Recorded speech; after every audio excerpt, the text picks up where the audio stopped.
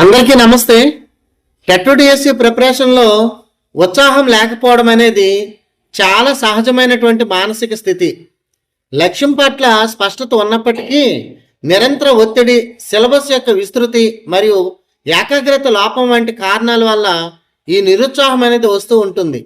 ముఖ్యంగా నిత్యం చదువుతూ ఉండడం, ప్రాక్టీస్ చేస్తూ ఉండడం, ఇవన్నీ డైలీ రొటీన్స్లో కొత్తదనం లేకపోవడం వల్ల మెదడు త్వరగా అలసిపోతూ ఉంటుంది. ప్రిపరేషన్ను ఉత్సాహంగా మార్చుకోవడానికి మొదటి అడుగు ఏమిటంటే మీ లక్ష్యాన్ని మరొకసారి హృదయపూర్వకంగా గుర్తు చేసుకోవడం. మీరు టీచర్గా మారాలనుకోవడానికి గల బలమైన కారణాన్ని ఒక కాగితంపై రాసి రోజు చూసే చోట పెట్టుకోవడం లేదా మీ ఫోన్ వాల్పేపర్గా పెట్టుకోవడం చేయాలి.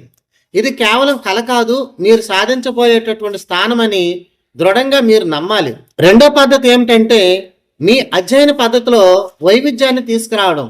ఎప్పుడూ ఒకే పుస్తకం ఒకే స్థలంలో కూర్చోకుండా అప్పుడప్పుడు వీడియో పాఠాలు చూడడం, ఆన్లైన్లో మాక్ టెస్టులు రాయడం, గ్రూప్ డిస్కషన్స్లో పాల్గొనడం వంటివి చేస్తూ ఉండాలి. ఇలా పద్ధతి మారుస్తూ ఉంటే మెదడు చురుగ్గా ఉండి నిరుత్సాహం తగ్గుతుంది. ప్రతిరోజు పూర్తి చేయాల్సిన పెద్ద లక్ష్యాన్ని చిన్న చిన్న మైలురాళ్ళుగా విభజించుకోవడం చాలా ముఖ్యం. ఉదాహరణకు ఒక పెద్ద పాఠాన్ని చదివే బదులు కేవలం ఒక ఉప అంశాన్ని మాత్రమే పూర్తి చేయాలి అనే చిన్న లక్ష్యం పెట్టుకోవడం వల్ల ఆ లక్ష్యం పూర్తయ్యాక కలిగే సంతృప్తి మీకు మళ్ళీ చదవడానికి కొత్త ఉత్సాహాన్ని ఇస్తుంది. అలాగే ప్రతి చిన్న విజయాన్ని, ఒక టాపిక్ పూర్తి చేయడం ఇలాంటివి మీకు నచ్చిన చిన్నపాటి విరామంతో లేదా బహుమతితో సన్మానించుకోవడం అలవాటు చేసుకోవాలి. ఉత్సాహాన్ని నిలబెట్టుకోవడంలో శారీరక, మానసిక ఆరోగ్యం కీలక పాత్ర పోషిస్తుంది. నిద్ర సరిగ్గా లేకపోతే ఎంత చదివినా ఉత్సాహం రాదు.